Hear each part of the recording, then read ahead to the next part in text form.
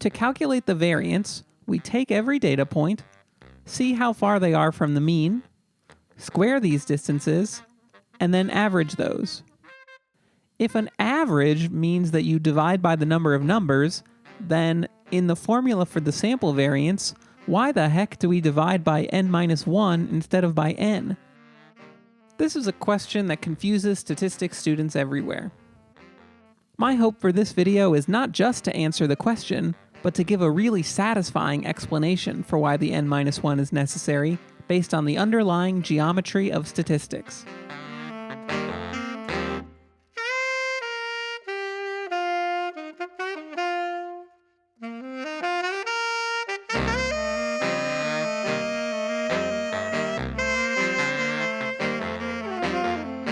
We'll make the argument in two stages.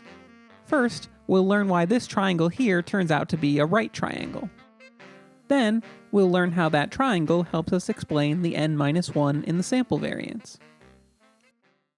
To start, suppose we have a random variable x that we draw independent and identically distributed observations from, where the mean of that distribution is some value mu and the variance is some value sigma squared.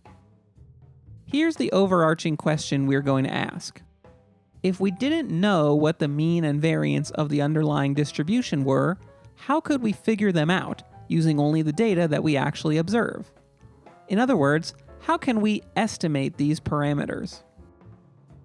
Suppose that the data consists of two observations. Call them x1 and x2.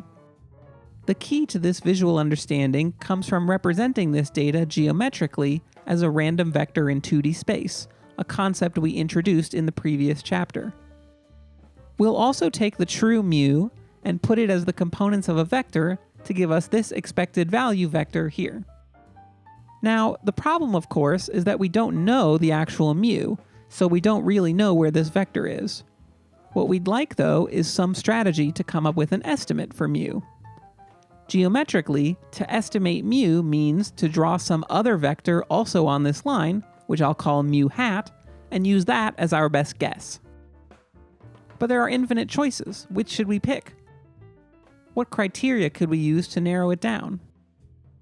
Suppose for a moment that we did know mu, but we didn't know x. And then I showed you these two possible vectors for x, and I say, only one of these data vectors actually came from the distribution described by mu. The other is a phony. Which one of these seems more likely to have come from a random variable with an expected value of mu? On some reflection, it's this option, the closer one. Because if mu is really the expected value of the distribution, then, all else equal, we'd expect our observations of x to generally be closer to mu. For most typical probability distributions, landing closer to the expected value is going to be more likely than landing far from it, so the closer option is more believable. Do you see where this is going? How that helps us come up with a more believable mu if we only know x? Flip it around. If I told you this was the data vector x, and it came from either a distribution with this mu vector or with this one, which of those would you find to be more believable? It's probably the closer one, because if the farther mu really described the distribution, we'd be less likely to see this result for x, compared to if the closer mu described the distribution. So if a mu hat closer to x is a more believable value, and serves as a better estimate, then here's a proposal for how to estimate mu. Just pick the closest possible mu hat to x. If closer is better, then closest must be best. To formalize that, we want to choose the value of mu hat that makes this vector here, which is x minus mu hat, to be as short as possible. And which value does that? Well, think about the angle between mu hat and x minus mu hat. We get mu hat as close to x as possible by choosing a mu hat which makes this angle 90 degrees, making these two vectors perpendicular. If this angle is either greater than or less than 90 degrees, then this distance between x and mu hat would be longer. Only a right angle minimizes the distance. Speaking of distance, how do we actually calculate that? Really, since we're drawing vectors, what we need to know is how to find the length of a vector. We do that by splitting it into a right triangle based on its components, then using the Pythagorean theorem.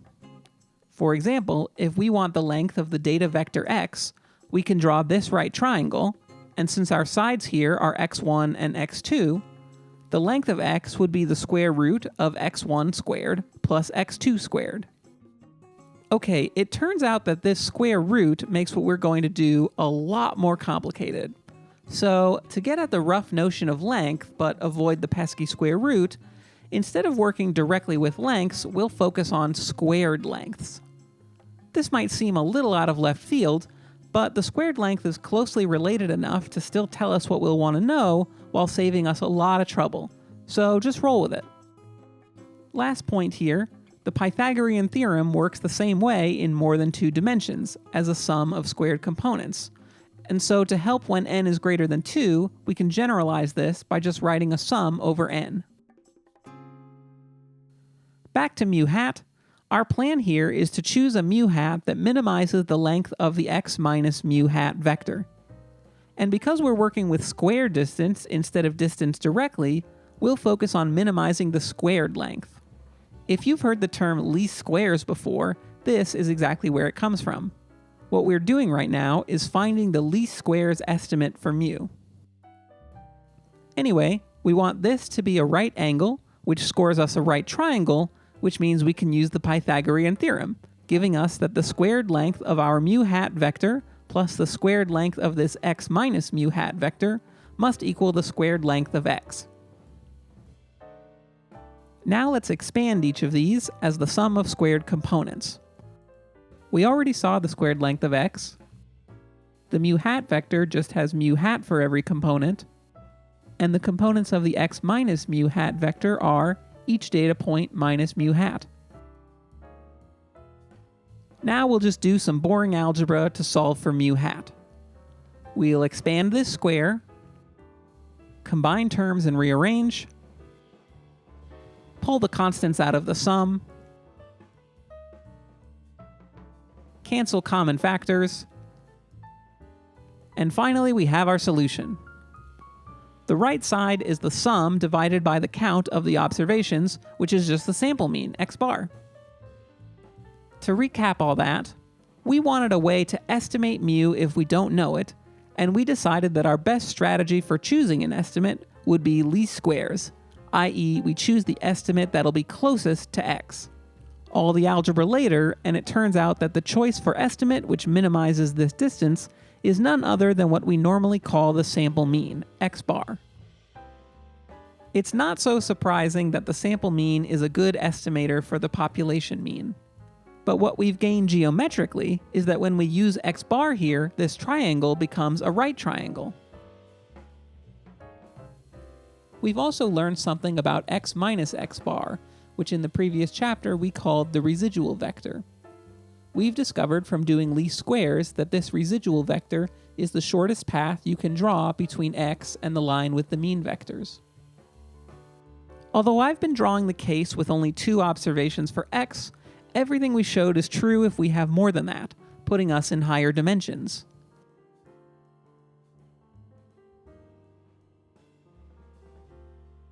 What does change slightly is that the residual vector has more choices for directions to point in, while still being perpendicular to x bar. Anyway, now that we've got a right angle, let's see how this helps clarify the n-1 in the sample variance. Remember, the question we're trying to ask is, if we don't know the variance of the underlying distribution, how can we estimate it from the data? We can approach this geometrically, although it will work a bit differently than our approach for mu.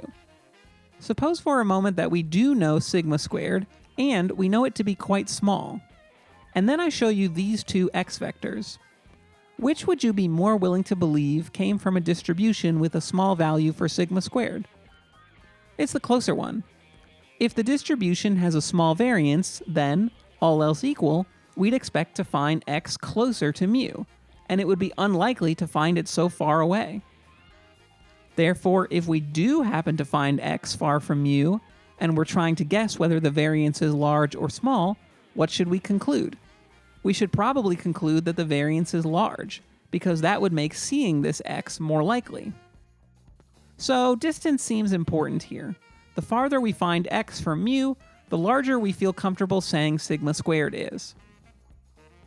To get more specific, let's see how this distance impacts our vectors, starting with the vector x minus mu, which we called the error vector in Chapter 1. Based on what we just said, we should be thinking that the longer the error vector is, the greater the variance of the distribution probably is. If the distribution has a very small variance, then the most likely outcomes for x are going to end up being very close to the expected value mu, like these sorts of positions, which would make our error vector very short. But of course, we often don't actually know mu. That's sort of the whole point here. And if we don't know mu, then we can't actually draw the error vector to measure its length either. However, since we're thinking of x bar as being our best estimate for mu, it's pretty natural to also think of the residual vector as being our best estimate for the error vector, so maybe we can use that instead. And the residual vector does share this trait. It's going to be small whenever x lands close to the line that mu and x bar lie on, and that's also more likely when the distribution has a small variance. If the variance is large, then x might land much farther from this line, giving us a longer residual vector. Although it is possible for x to land close to x bar, giving us a short residual vector, while still being far from mu, giving us a long error vector. You might care to pause and ponder what that particular case means. But anyway, basically, if we see long error or residual vectors, then it's more believable that the variance is large. So our estimates for sigma squared should depend on the lengths of these vectors. But although these lengths and the variance are related, let me clarify that they are not just equal to each other for 3 reasons. The first issue is the square. Remember, we're working primarily with squared length, so variance is actually going to revolve around squared length, not just length. Second, as we've seen, for different realizations of our data, we'll get different squared lengths each time. The variance of the distribution, though, is just a number that isn't random and doesn't change across samples. So the squared lengths will have some sampling distribution which we should account for. The third reason is pretty subtle, and it's about the dimensions involved. If you think about the length of a vector, for the same distribution, this is going to depend on how many dimensions that vector lives in. Suppose we were only drawing one random number, and so we could represent our data vector on just a one-dimensional number line, like this. For the sake of simplicity, let's suppose we happen to draw the random number 1. Okay, so with a single component of 1, this vector would have a squared length of just 1. But now we draw another random number, and again, just for simplicity, let's suppose it's also a 1. We now need a 2D plane, and we have this vector. Do you notice how this vector is longer than the previous one? If we add a dimension, then there's just sort of more space to spread out into, and our vector is likely to be longer.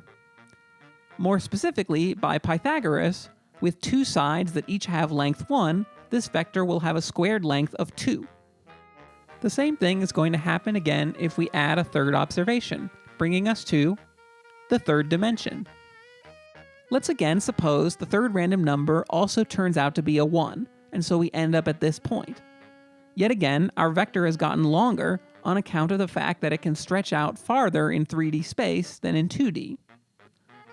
Because we now have 3 components, this particular vector would have a squared length of 3. So hopefully it's clear that if a vector can land in a higher dimensional space, then, all else equal, it's likely to be longer. And this number of dimensions a vector could land in is exactly what we called degrees of freedom in the previous chapter. So, although this isn't always strictly true, as a rough rule of thumb, a vector's squared length will be proportional to its degrees of freedom. For the data and error vectors, that just means the sample size, n.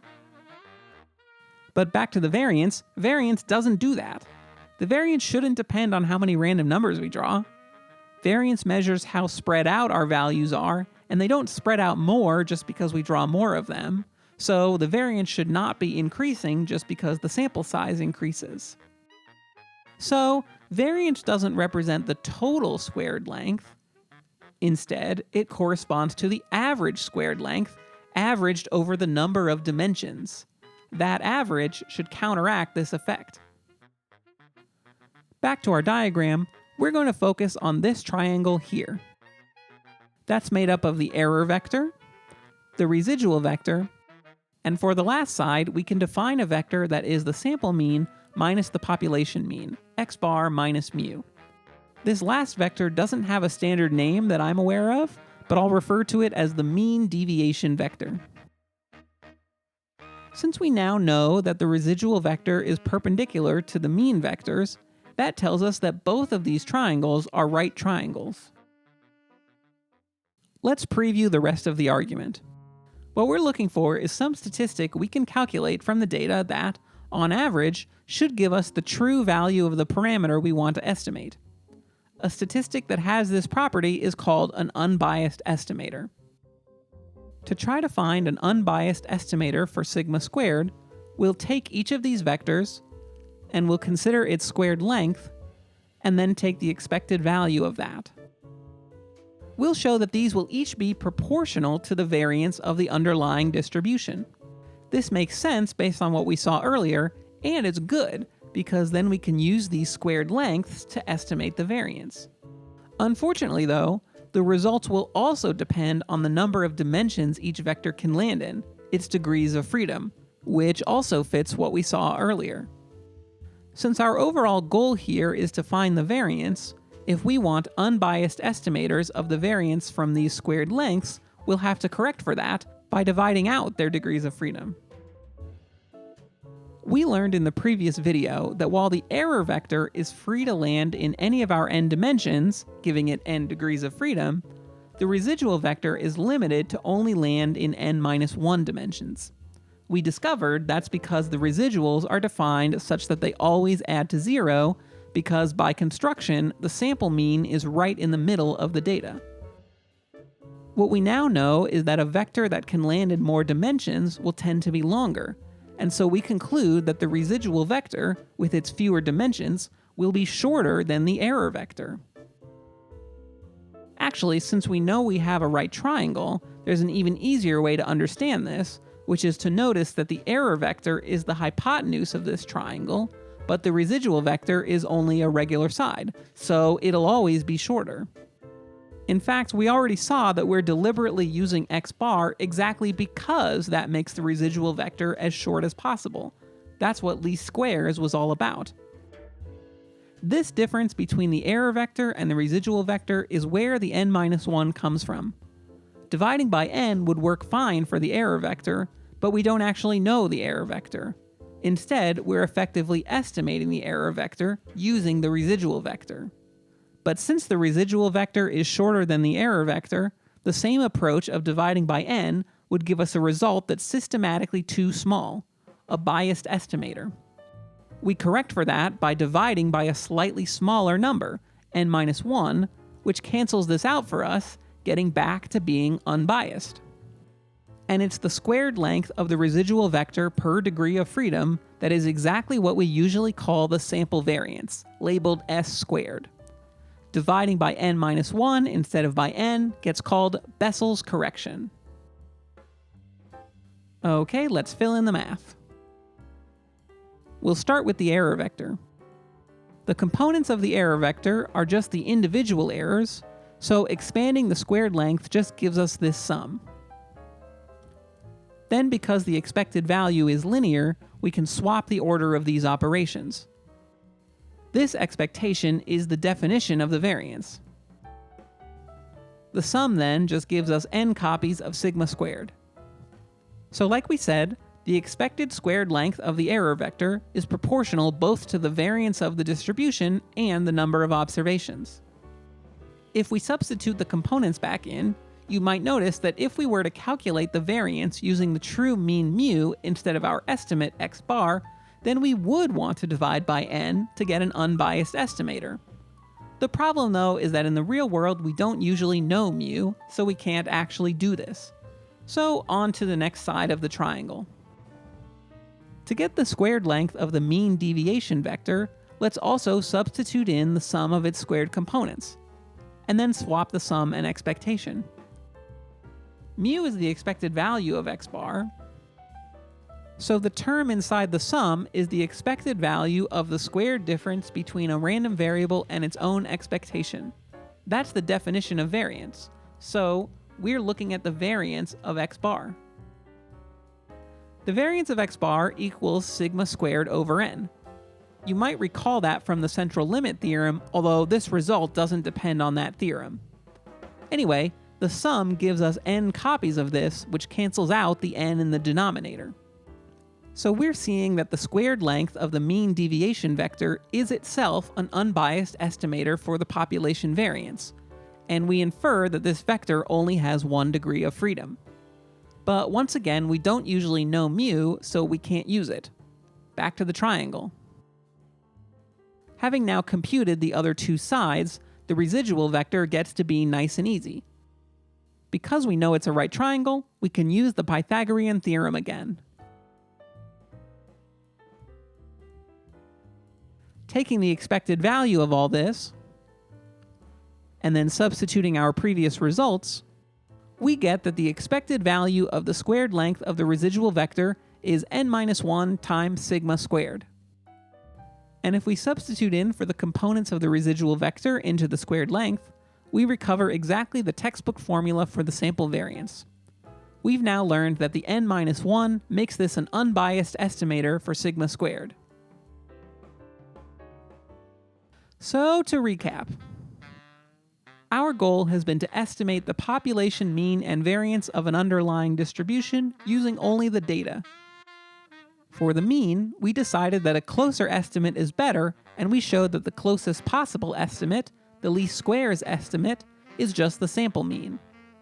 This also proved that the residual vector will be perpendicular to the mean vectors, giving us right triangles. For the variance, we considered the expected squared lengths of the error and residual vectors, and showed that they're proportional to the variance, but also proportional to the degrees of freedom of each vector, so we have to correct for this. Appealing to degrees of freedom, to the right triangle, and/or to least squares, we realize that the residual vector is going to be shorter than the error vector, and that explains why we have to divide by a smaller number to avoid getting a biased estimate for sigma squared. This specific trick of dividing by n-1 instead of n to get an unbiased estimator is called Bessel's correction. Our proof of this used right triangles and the Pythagorean theorem. That's all pretty complicated, but hopefully it gives you a better idea of what's going on with all this n-1 stuff, and maybe you even found it really satisfying. Of course, we still have a lot to cover. Remember from Chapter 1 that the goal of this series is to understand the concept of degrees of freedom as the rank of the projection matrix inside the quadratic form of a statistic. We don't know what those words mean yet, so it may not seem like it, but we've gone a long way here towards laying the groundwork for that. So I'll see you in the next chapter when we discuss quadratic forms.